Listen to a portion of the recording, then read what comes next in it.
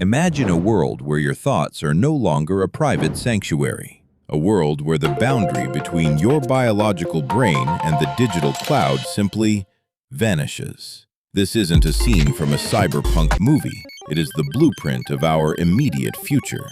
A tiny, coin-sized chip, thinner than a human hair, is being prepared to sit inside your skull. Its mission? To read every dream you've ever had and every fear you've tried to bury. In 2016, Elon Musk quietly founded Neuralink. Most people thought it was another billionaire's hobby, but today, the link has moved from science fiction to surgical reality. This device uses 1,024 electrodes, flexible threads that are so delicate no human surgeon can touch them. They are sewn into your motor cortex by a precision robot, weaving the digital into the biological. But why? Why are we handing over the keys to our consciousness? Musk calls it symbiosis. He believes that as artificial intelligence evolves, humans will become irrelevant unless we merge with the machine. Think about it. Currently, your output speed is limited by your thumbs on a smartphone or your voice. It's slow. It's low bandwidth. Neuralink promises to bypass the physical world entirely, allowing you to control computers, cars, and perhaps even other people's devices just by thinking about it. A direct, high-speed highway from your neurons to the internet. But the interface is more than just a remote control.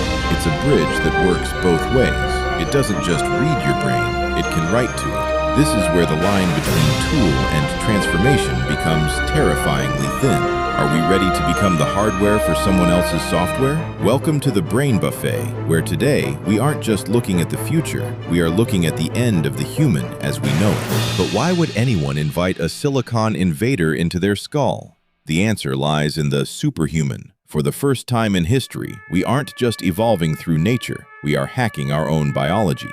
Imagine being blind and suddenly seeing the world in high-definition digital streams. Imagine being paralyzed, trapped in a silent body, and then, with a single thought, walking again, or even flying a drone across the city. This isn't just medicine, it's a miracle for the broken. Neuralink's first goal is clinical, to bridge the broken circuits of the human spine.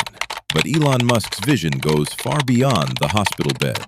He talks about telepathy, the ability to share your thoughts, your feelings, and even your memories with someone else instantly. No words, no lag, just pure data. A mother could share the warmth of a hug with her son thousands of miles away. A student could download the entire history of the world in seconds. The Library of Alexandria, inside your cortex. This is high-bandwidth communication. Right now, your thumbs are the bottleneck. You can think at light speed, but you type at a snail's pace. With the link, you become one with the machine.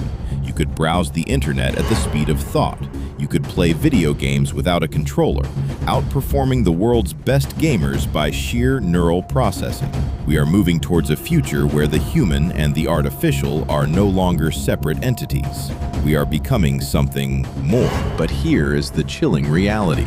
If you can download a memory, can you also upload a lie? If you can connect to the internet, can the internet connect back to you? As we embrace these godlike powers, we must ask ourselves, is the upgrade worth the loss of our soul? Stay tuned, because next we explore the dark corridors of the mind that even Elon Musk hasn't prepared us for. But let's stop dreaming for a moment and face the nightmare. If a chip can read your thoughts, who else is reading them? We live in an era where your phone is tracked, your emails are scanned, and your data is sold to the highest bidder. Now, imagine a world where the data being sold is your very consciousness, where a corporate giant doesn't just know what you bought, but why you wanted it.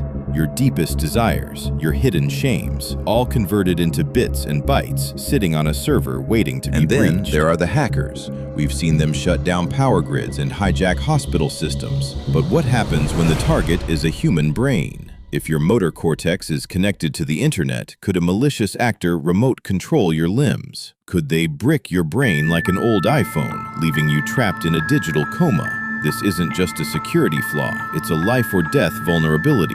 For the first time in history, the ultimate firewall, your skull, has been bypassed. But the most terrifying prospect isn't someone breaking in, it's what's already inside.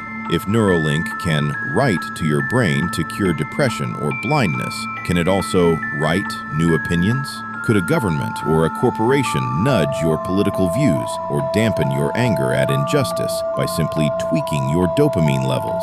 We are talking about the ultimate form of mind control, a world where you can't tell if a thought is yours or if it was pushed to you via a software update. We are trading our last fortress of privacy for the promise of a superhuman life.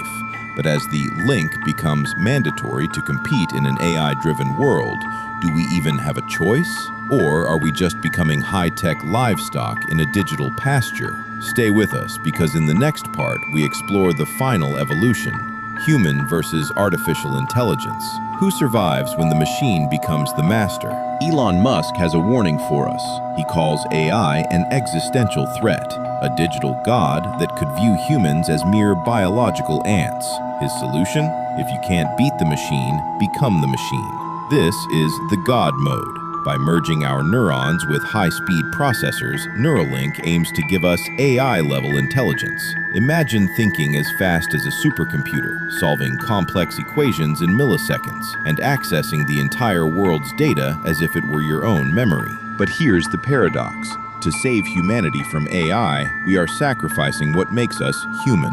We are turning our biology into hardware. If your brain is connected to a cloud-based AI, where do you end and the AI begin? In this God mode, will we still feel love, or will it just be a calculated chemical response? Will we still have free will, or will our decisions be optimized by a cloud-based algorithm that knows us better than we know ourselves? As we evolve into cyborgs, the digital divide will become a biological one. Those with the link will become a new species, super intelligent, immortal, and connected. Those without it will be left behind in the dust of history. We are witnessing the birth of a two-tier humanity, a world where your evolution depends on your bank balance. Is this the future we wanted? Or are we just building a more efficient cage for our consciousness? The line between the creator and the creation is blurring. We are standing at the edge of the greatest evolution, or the greatest extinction, of the human spirit. In the final part, we give the verdict. Is Neuralink the salvation of our species, or the final update of the human race? Don't go anywhere, because the end is just the beginning. So, here we stand at the edge of the ultimate frontier. Neuralink isn't just a product, it's a choice. A choice between our fragile, beautiful biological past and a cold, immortal digital future.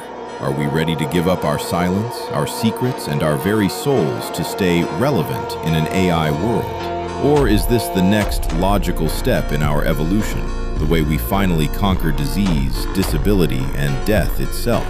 The link offers us the powers of a god, but it might take away the very things that make us human.